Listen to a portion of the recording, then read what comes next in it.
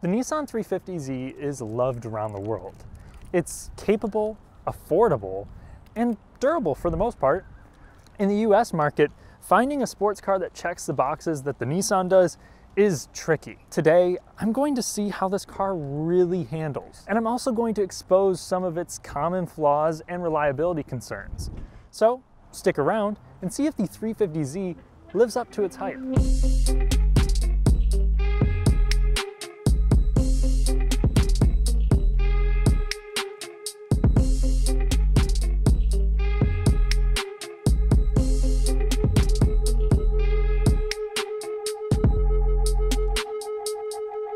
If you haven't done so already, consider subscribing to help make reviews a full-time gig for me. Thank you. Now back to the video. In the US, the 350Z debuted for the 2003 model year. It was different, kind of featuring a more modern contemporary design. The whole thing itself was just very curvy. Now, standard, you just had halogen headlights. For 2007, they went to bi-xenons as standard equipment. Fog lights were not an option. Now, this being a used car review, the exterior, for the most part, holds up pretty well. Now, this car only has 50,000 miles. Now, some have definitely reported paint issues, so make sure that you're waxing the car somewhat regularly to protect it. The way that the trims used to work is you'd have a base trim, you'd have the enthusiast, and then you'd have the performance, which is what this is. You'd have the touring, and then you'd have the track. There was also an addition of the Grand Touring. There was a convertible that was added for 2004 model year that was only available for the Touring and Grand Touring trims. So yeah, there's quite a few nuances. 2007 models got a slightly upgraded engine, so you will see more of a bulge in the hood. It's hard to tell the difference between post and pre-facelift if you're not really a Zebros. One praise that I have to note, the 350Z is just high enough off the ground where larger speed bumps don't scare me. Of course, half of the buyers of these things will slam the shit out of them, so that might be a con to you. The wide stance, short overhangs, and the long hood makes the Z fit the traditional proportions of a sports car, and that's a good thing for performance and style. I especially love the wide body look. Without the dramatic wheel arch protrusion, this thing would look less Drift King and more Burger King. The smooth look from the side has some tasteful details. It almost looks like a hard-top convertible with this body line back here for the C-pillar. My personal favorite touch to the 350Z are these door handles. They look so cool. And they feel actually not super cheap. The wheels back here, you'll notice, are cambered out just a little bit, which is going to increase the wear on your tires. These things are known to eat through tires quicker than your average, say, Mustang or Miata. Size-wise, the Z sits nicely between the similarly priced NC MX-5 and the S197 Mustang. The rims on base, pre-refresh models were 17 inches, all others got 18s. After the refresh, 18s were standard and you got 19s with the limited edition track-focused Nismo, which was only around for 2 years, just like that relationship you regret. Now, for those of you that have a BMW now and are flirting with the possibility of a 350Z, one thing that will not escape you with this switch are window regulator problems. Now, this being the performance package, you got a little spoiler here to kind of square off the rear end look. If you got an 07 or 08, you're gonna actually have LED taillights, but really the look overall remained the same throughout this entire generation. And honestly, if you ask me, the 370Z wasn't a big departure from this either. Now, since this is a hatchback, you are gonna have a little rear wiper. And since this is a used car review again, the struts right here, super common for these to fail. And some are worse than others. This one's pretty bad. This has, I think, just under 7 cubic feet of space if you care about arbitrary numbers. And a lot of it is hindered by this big strut tower brace thing. This is way more accommodable than what you'd find in a Mazda Miata. One small quirk that I'd like to mention, the badges here are actually like a brushed aluminum look that are reminiscent of the bar in the trunk and the cool door handles. But then the Nissan badge is just the standard chrome look. Overall, I think the exterior of the 350Z was definitely ahead of its time back in 2002. It still looks different today. What do you guys think? Tell me in the comments section. Sports cars are more of an emotional purchase than a logical one, so the interior needs to have a little bit of spice, and I think they did this pretty well. It looks like a actual cockpit, whether you're on the passenger or the driver's side, everything is kind of curving towards the front of the vehicle, and as this creates a little bit less knee room, so you kind of have to sit really far back if you're a taller driver. Now, me being 6'3", 6'4", I fit pretty well in here. I actually have more than enough headroom. If I had a helmet on, I think I might be able to squeeze by. You do also have a gauge cluster that moves with the steering wheel, which is really cool. The only problem is it doesn't telescope, it only tilts. Makes it a little bit harder for taller drivers, but I think the steering wheel is out far enough where it isn't a big issue. The vent here, there's a Z logo. You're literally never going to see that if the door is shut. The pedals have this aluminum finish, and that's gonna come on the enthusiast package and up. And that brushed aluminum look from the outside is continued throughout the interior, which is a nice touch to an otherwise sea of dark, cheap plastics. You also get a battery and oil pressure gauge along with a little speedo / multifunction display that mimic tuner style gauges. The little display even has features like a stopwatch, along with controls for the shift light. You're also going to have a lot of storage compartments. Nissan knew that you'd be at a disadvantage here because you are in a two-seater. They didn't give you a glove compartment. They did give you a nice little cup holder here for your knee, and they gave you 2 storage compartments behind the seat that actually offer a fair amount of space. You also have another little storage compartment. You have a center console area here that also has more storage spots. You got a slot right here next to your seat. You got door pockets, and you got this one right over the radio. So I mean, for a two-seater, this is pretty decent. Automatic climate control comes standard along with a 6-speaker audio system. On the Touring, there's an upgraded sound system with a subwoofer in the back. The stock system is okay. If you're looking for safety, check for side airbags before buying, as it was an option on the 350Z. The gauge cluster here is stupid simple, but it has that old Nissan look with this orange lettering on the black background that I'm personally not a big fan of. Now, materials in here are not great. Cabin is just plastic, just everywhere. It's very common for these to have a lot of paint chips and stuff on the inside.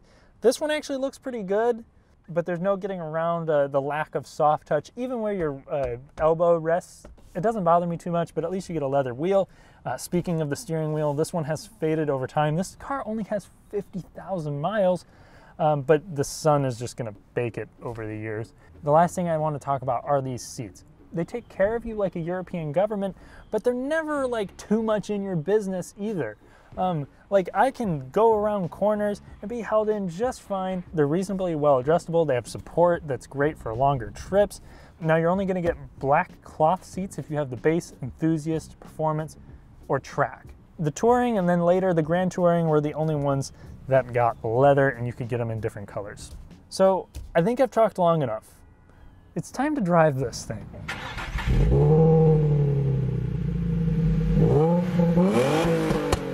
On paper, the 350Z is one hell of a package. 287 horsepower, check. A 6-speed manual transmission with short throws. Very, very big check.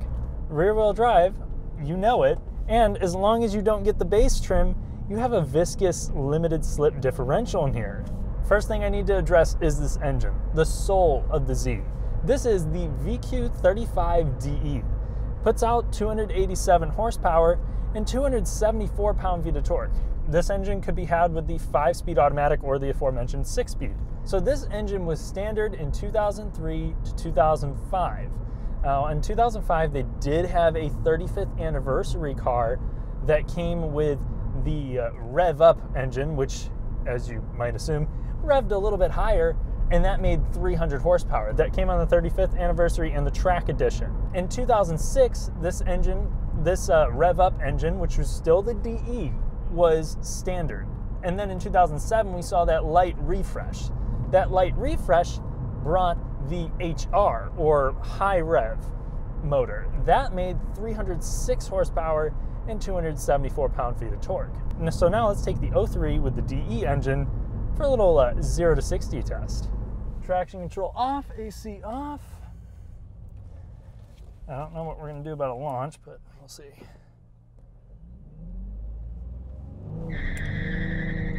A lot of wheel spin. Through third. Now we're already at like 70. All right, so that was a little bit too much gusto. So we'll give it another shot. I couldn't see the speedo with my GoPro and the digital readout was slow, so I can't give a precise time. Motor Trend got it to do 5.5 seconds with rollout. 60. Since second tops out at 60, I could see someone getting this old girl at or below 6 seconds. This is right there with a 4.6 liter Mustang, and it will make an SI cry uncle. Plus, these have a ton of potential with bolt-ons. While this car didn't have the available Brembo brakes, it had zero problem with extended spirited backroad driving. Base models will not have traction control, enthusiast models will, performance and up models will have stability control as well. Another pro to skipping the base model is that every other trim gets cruise control. Power delivery is smooth. Everything about the engine is smooth. Now, I wish this had a aftermarket air filter, a cold air intake or something, so then I get a little bit more of that raw induction sound. Stock, the exhaust doesn't sound bad, but it is eerily reminiscent of a V6 Altima. Unlike an Altima, rear visibility is abysmal, but forward visibility is far better than most muscle cars. Ride quality is adequate for an enthusiast daily driver, but it is far from comfortable. While its stiff ride does keep the car tidy in corners, it still has a tad more body roll than I was anticipating for such a harsh ride. It's a sports car. You're not expecting a quality ride here. What I wish this did have a little bit more of was a sound insulation. There's quite a bit of tire noise, road noise in here. I think if you're looking for a Z or basically this engine, something that's pretty capable, but still want it to be more comfortable and more accommodating for everyday use, get a G35. I want to praise the 350Z real quick for this shifter. It's got super short throws. It's not the most precise, but it's still got a notchy, satisfying feeling going through the gears. The clutch is kind of light. It's very springy, which takes some getting used to. You can drive this around town pretty smooth after a pretty brief amount of time with the car. The bite is somewhat gradual here. Overall, it makes the transmission fun. The fairly close ratios mean you get to interact with the car more too. Now, going around the corners exposes one shortcoming with the 350Z. I'm actually quite satisfied with it as far as capability goes. Turn-in is pretty quick. It's precise. It's making me feel pretty confident in the car. And if the rear end steps out a little bit, no harm, no foul. It's pretty predictable. But I will have to say, the steering is just numb. I would expect a car like this, from an era like this, to have made the car a little bit more pure. It's gonna fall short of what the Scion FR-S and Mazda Miata or MX-5 have spoiled us with for quite some years now.